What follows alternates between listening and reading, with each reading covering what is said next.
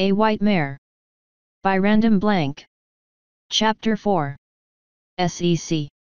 The police officer leaned over the table of the investigation room.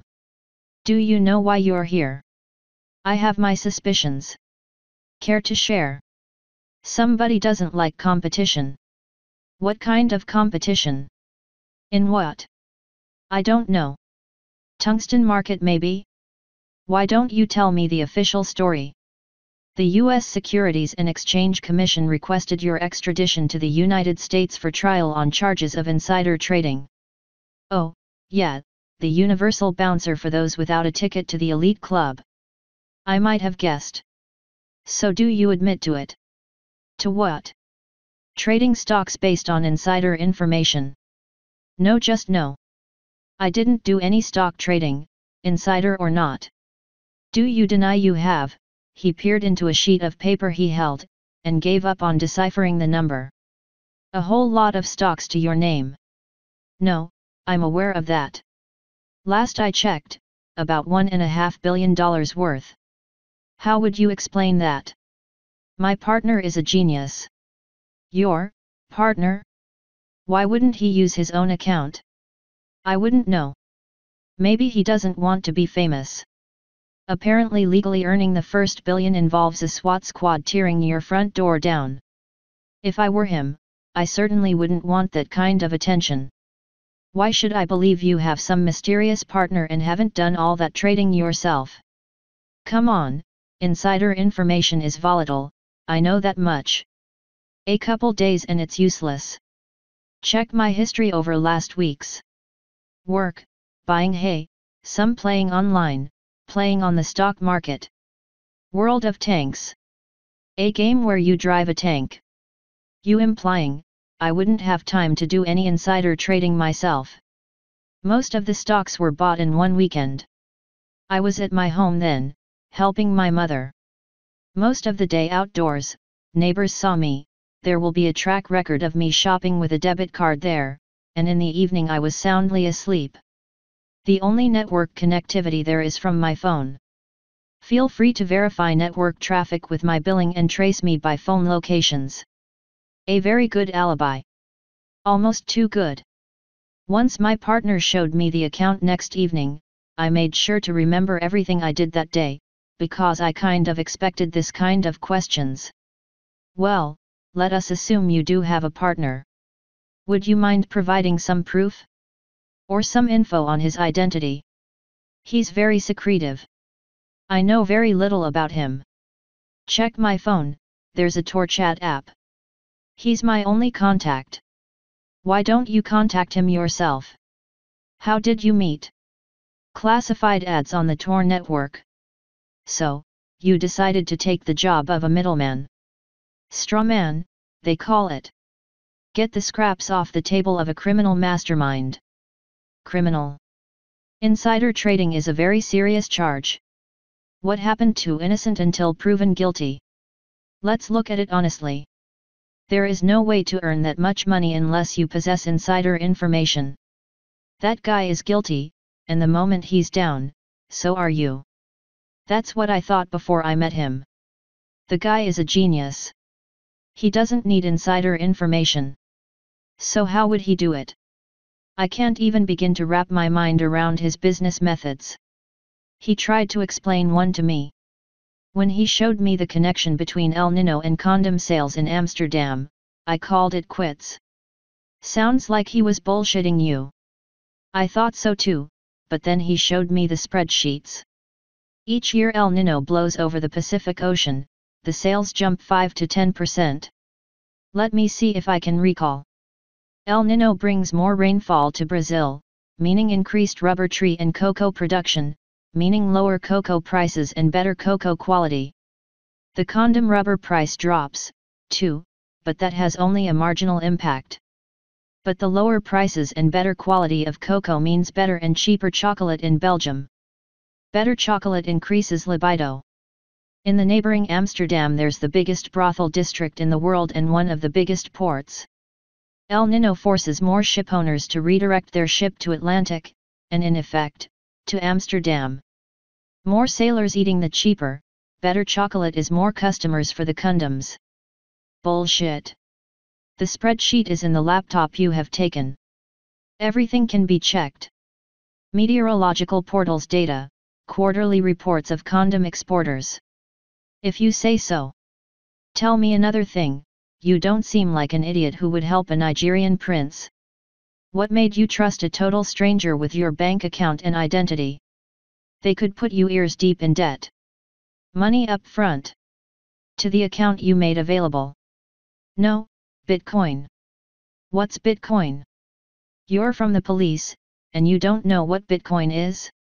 The unregulated digital cryptocurrency which can be used to make anonymous transactions over the net? The primary currency of drug cartels nowadays. So you got paid in Bitcoin, more than my account balance and my total credit capability. Apparently he has a plenty. I could have vanished with the Bitcoin without fulfilling my end of the transaction and he'd be powerless to stop me. How much exactly? Allow me to withhold that information. Okay, so, what the hell is that business with the horse? Saved her from the butcher knife. I make bicycle trips all over the city, learning its layout, seeking interesting places. That day fate brought me to the livestock market. I just couldn't stand there and look while she was being sent to her death. I broke my piggy bank and bought her. And brought her to your rented flat. I had no other place and no money to rent a stall, no contacts, not even enough to pay a truck to some foundation. That's when I got desperate for money and started looking through ads on Tor for a way to get money fast, not necessarily legally. It was blind luck that I found a legal method. Well then, one more thing. What's Mr. Treasure's beef with you? I can only guess, but I believe his beef is with the mare. She used to be his. How do you know that? I often go to his riding school not far from my place. I draw his horses, I have a full sketchbook. One day she approached me, and we began bonding. She's a feisty one, supposedly no trainer managed to stay on her back. But the bond we began to form, you say no trainer managed to stay on her back. How do you know? I overheard 3 of them talking one day, while I was walking past them. I saw the mare throw one of the trainers off her back. Then I bet them I could make a circle around the paddock on her back. Why? They were about to start beating her, so I thought fast of something to distract them. Did you succeed in distracting them? Yes, I saved her a lot of pain that day. Making the circle. No, I made it through 2/3 of the way, though. He chuckled. All right, so what would Mr. Treasure's beef be with the mare? This is purely my conjecture, but I imagine he wanted to show off his skill, possibly in front of someone important, and the mare humiliated him, so he ordered her to be sold to the butchers. He has a reputation of being a vengeful person with a big ego. And finding out she's still alive, he picked up a beef with you. Damn, this all adds up. One thing more, how would he find out? He has eyes all over the city. A new billionaire in town? Hard to miss. No, wait, that guess doesn't make sense. I don't think he'd send his thugs if he knew that. Who knows, maybe the guy selling her on his behalf told him. Your name would be on the sales contract. There was no contract. The seller agreed only to a verbal agreement, take it or leave it. So it would mean the paperwork would say the mare still belongs to Mr. Treasure. He could just legally request you give her back. Providing he has any paperwork. Why wouldn't he? He could legally request me to give her back. Right. You've been immensely helpful. So what happens now? Don't quote me on this, I've got no decision-making authority here, but with my cop experience, I can foresee how it will go from now. You won't hear from your secret partner ever again, that's how they operate.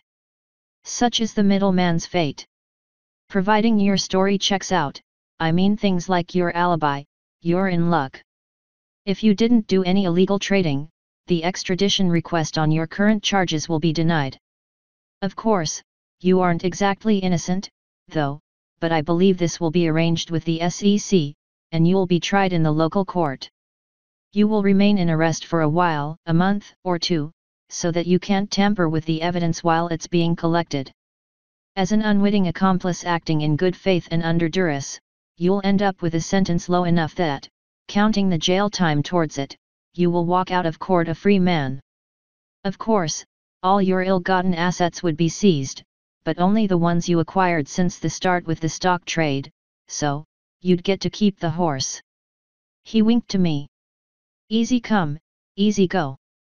Back to square one, or maybe square two, a little better off than before. You've got some of that Bitcoin of yours saved up? That predates the start of stock trade too, so you'd get to keep it.